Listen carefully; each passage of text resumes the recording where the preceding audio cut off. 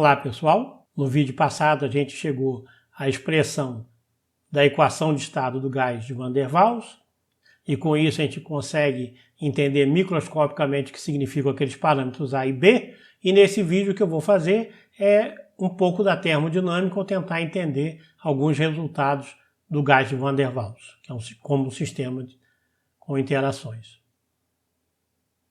No vídeo passado a gente chegou a essa expressão para a equação de estado do gás de Van der Waals, e com ele a gente pode desenhar as isotermas de Van der Waals, ou seja, aquelas curvas num diagrama PV que tem T constante.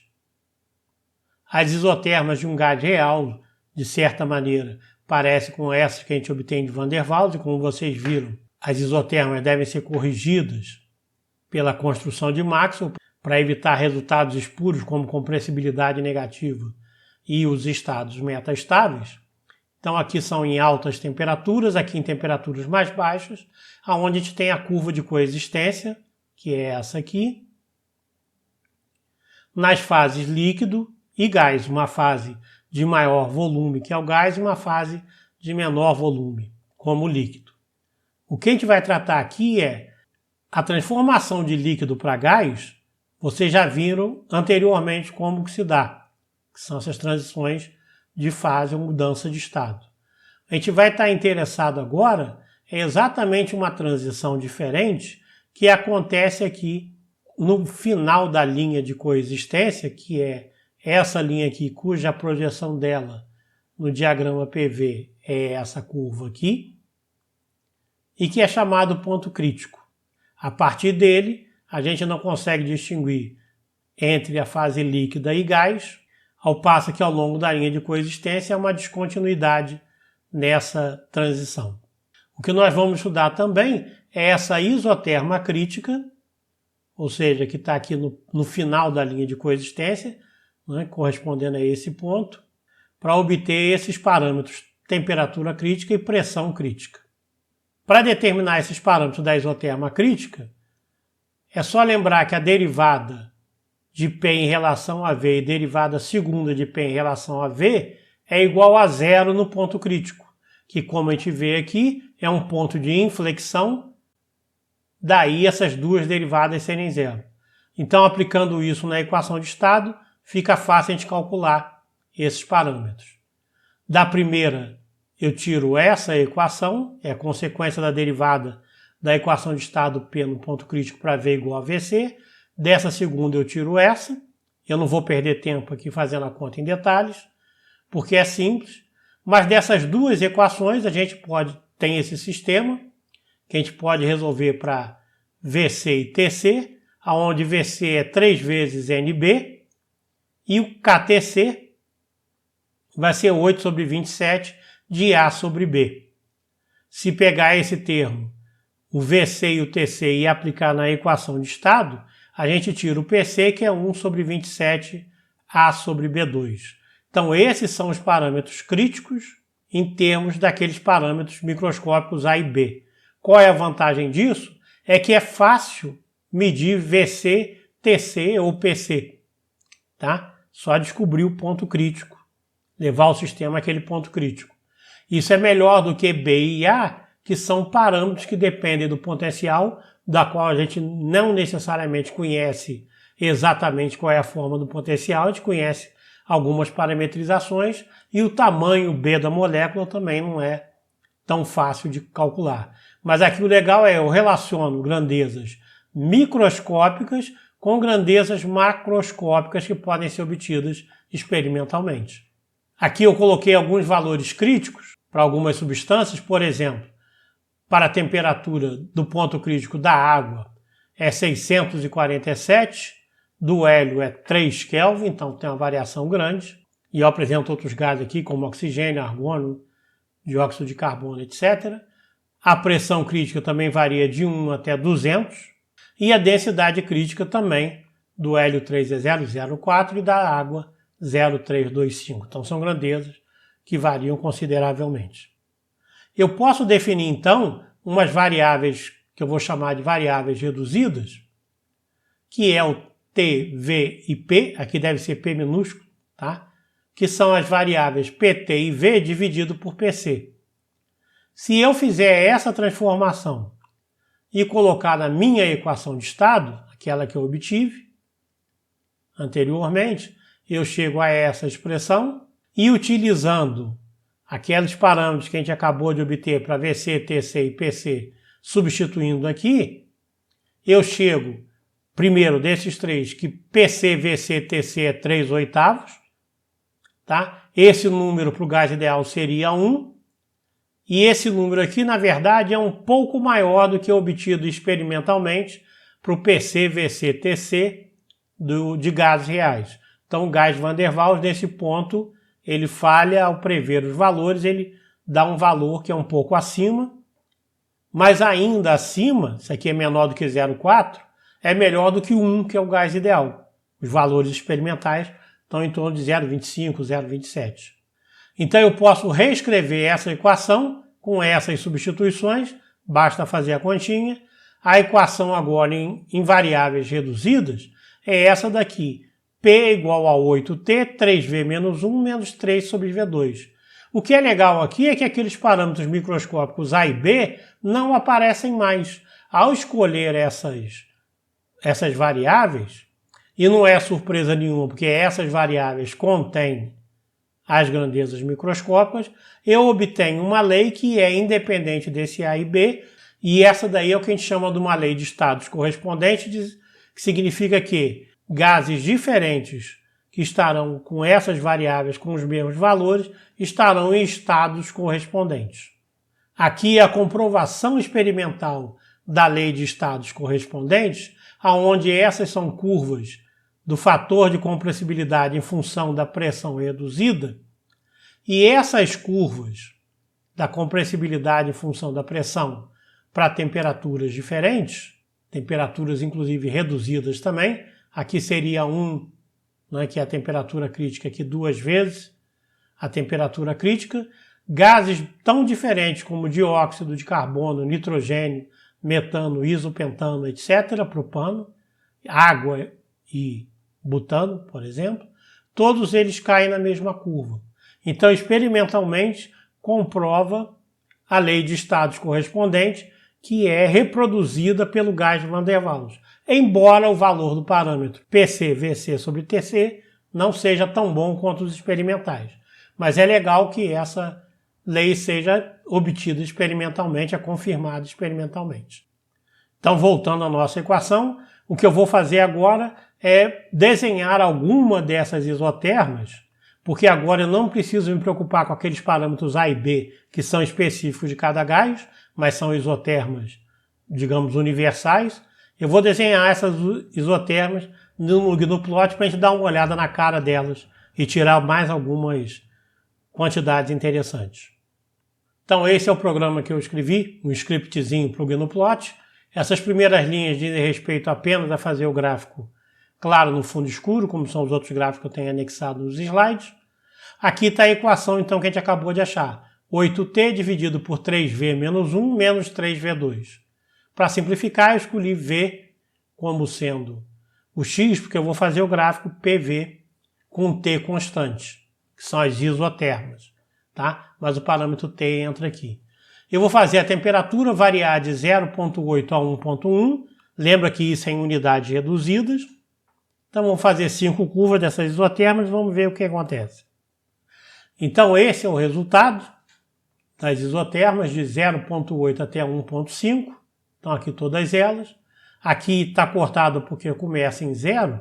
Então aqui está melhor desenhado as isotermas do gás de Van der Waals. Tá? Aqui no 1 é essa isoterma crítica que apresenta o ponto de inflexão. Eu posso pegar aqui o ponto de mínimo de cada isoterma até o ponto de máximo, representa aquelas regiões em que o volume cresce com a pressão, ou seja, a compressibilidade é negativa e não faz sentido. Então, quero retirar essa parte. Para retirar essa parte, eu tenho que calcular o ponto de mínimo e máximo de cada isoterma. Então, voltamos para o nosso gráfico. Para obter essa expressão da espinodal, o que eu fiz foi derivar o P em relação a V, ou relação a X aqui, e igualar a zero para achar o mínimo. Aí com isso eu tenho essa equação da derivada, tenho a equação de P, aí eu posso eliminar o T e a expressão fica essa daqui. Então vamos ver como fica plotando a espinodal. Agora sim eu tenho as isotermas. Aí você nota que essa curva espinodal é tangente à curva, a isoterma crítica, que é com t igual a 1, tá? E ela conecta o menor ponto ao máximo de cada uma das curvas. Essa aqui não é a linha de coexistência, é só a região onde o volume cresce com a pressão e isso aí daria compressibilidade negativa. Essa região aqui não é estável. A linha de coexistência é um pouco maior do que essa, embora tangente aqui também, mas que corresponde, como a gente viu, aos estados metastáveis. São acessíveis fisicamente, ao contrário desses aqui que não são estáveis. Esses estados metastáveis, por exemplo, explicam aquela explosão do superaquecimento da água que pode acontecer quando você vai ferver água no micro-ondas e que já foi exemplo, né, até já foi tema de um dos programas do Mythbuster. Eu vou linkar aqui o vídeo que mostra esse efeito. Um dos problemas dessa equação de Van der Waals é que se você tenta reescrever aqui P como função de V, você pode multiplicar aqui por V2, o que a gente vai ter, se eu botar isso sobre o mesmo denominador e passar para lá, eu obtenho uma equação cúbica em V, que de novo é o que leva a gente a fazer a construção de Maxwell. O ponto do meio, a raiz do meio, a gente sabe que é instável, como eu mostrei na curva espinodal, e eu tenho que decidir entre os dois extremos quem é que tem a menor energia livre de Gibbs para fazer a construção de Maxwell. Então esse é o script que eu fiz. O que eu vou fazer aqui é, dado uma isoterma, por exemplo, T igual a 0,9 em unidades reduzidas, e a pressão 0,65, quais são os três valores de volume que são solução da equação de estado? Eu vou encontrar essas três raízes da equação utilizando o método de Newton. Então vou precisar de três chutes iniciais e, claro, da derivada da função. A equação que tem que ser resolvida é esse valor de pressão igual ao que eu quero, ou menos ele igual a zero. Então essa é a equação a ser resolvida. Eu começo com o chute inicial 0,001 para o volume, para encontrar a raiz mais à esquerda. Depois eu vou chutar 1,1, depois eu chuto 2, vou encontrar as três raízes, e aí eu ploto uma linha da primeira raiz até a última com as suas expressões, ploto a isoterma e os três pontos x0, x1 e x2 com seus respectivos valores. Vamos ver quanto que dá isso. Então está aí o gráfico do GNU-Plot. Essa é a isoterma com T igual a 0,9, a pressão 0,65, que corta em três valores. O que eu chutei primeiro, 0,01, encontrou 0,60. O que eu chutei 1 encontrou 1,1. E aquele que eu tinha chutado inicialmente 2, eu encontrei a 2,33. Esse ponto aqui eu sei que não é físico, porque a compressibilidade é negativa. Entre esses dois eu tenho que calcular a energia livre de Gibbs para descobrir em que fase para esse valor de pressão e esse valor de temperatura o sistema está. Para eu poder fazer aqui o método das áreas, o que eu tenho que fazer é essa área igual a essa. Então o que eu posso fazer é chutar um valor de pressão, calculo essa área. Como é que eu calculo essa área? Basta, na verdade, você somar esses valores aqui, tá? Ou calcular essa integral de PDV, também pode, daqui até aqui. A integral de PDV dá essa curva aqui, a área que você quer é esse retângulo menos a integral, que aí resta isso, tá? Repito um procedimento para esse aqui, sendo que a área agora vai ser, a área sobre a curva vai ser a integral menos a área do retângulo. E eu vou chutando esse valor aqui até que essa área seja igual a essa, tá? Eu posso também simplesmente somar esses desvios e somar esses desvios e ver se eles são iguais, que aí seria integrar pelo método retângulo, pode ser mais fácil. E para isso eu vou chutando os valores aqui da pressão, por exemplo, fazendo o método da bisseção. Por exemplo, para esse valor, essa área é maior do que essa. Se eu escolher uma aqui embaixo, essa área à direita vai ser maior que da esquerda. Então eu chuto um valor no meio das duas e vou cercando igual o método da bisseção, que a gente aprendeu em métodos numéricos. Nós vamos pegar agora, vamos calcular então o fator de compressibilidade para o gás de Van der Waals, que é o ZPVRT. Eu vou tentar reescrever esse valor em termos das unidades reduzidas, que é o que eu tenho usado para fazer os gráficos, porque são universais. Então, reescrevendo em termos das grandezas universais, a gente tem PVT 3/8, tá? Basta substituir pressão, volume e temperatura pelas unidades reduzidas. Para fazer um gráfico do fator de compressibilidade em função da pressão, idêntico a esse que eu mostrei aqui, eu tenho um problema. Dado uma pressão e uma temperatura, eu tenho que resolver a equação para V. O problema que eu tenho aqui é que, por exemplo, dado um P e dado um T, eu tenho 3 Vs. E aí eu tenho que descobrir qual é o V. Para fazer isso, para plotar tudo isso em cada ponto do meu gráfico para plotar o Z.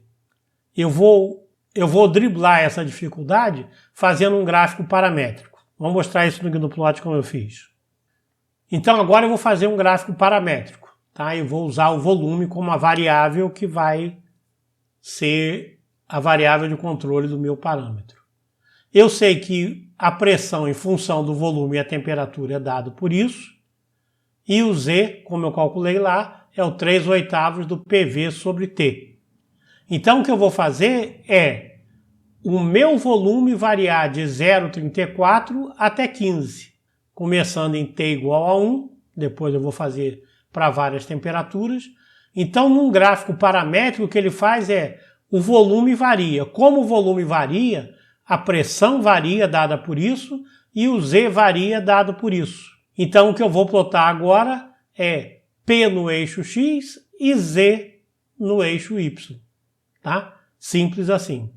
Vamos ver como ficou. Então, tá aí. Lindo. As minhas curvas do fator de compressibilidade. De novo, eu fiz para T até 2, né? E aqui está o gás de Van der Waals.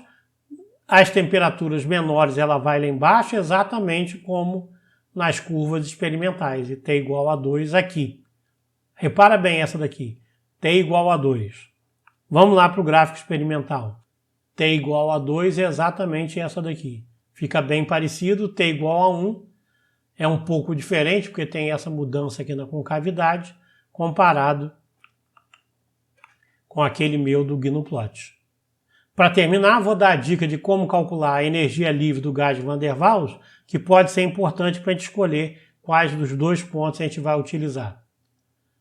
É só vou lembrar uma das relações da derivada do Gibbs, que é uma função de T e P, a derivada de G em relação a P, a T constante da V, ou seja, a variação de G é a área na curva VDP. Nota que as isotérmicas que eu tenho feito são as curvas PDV.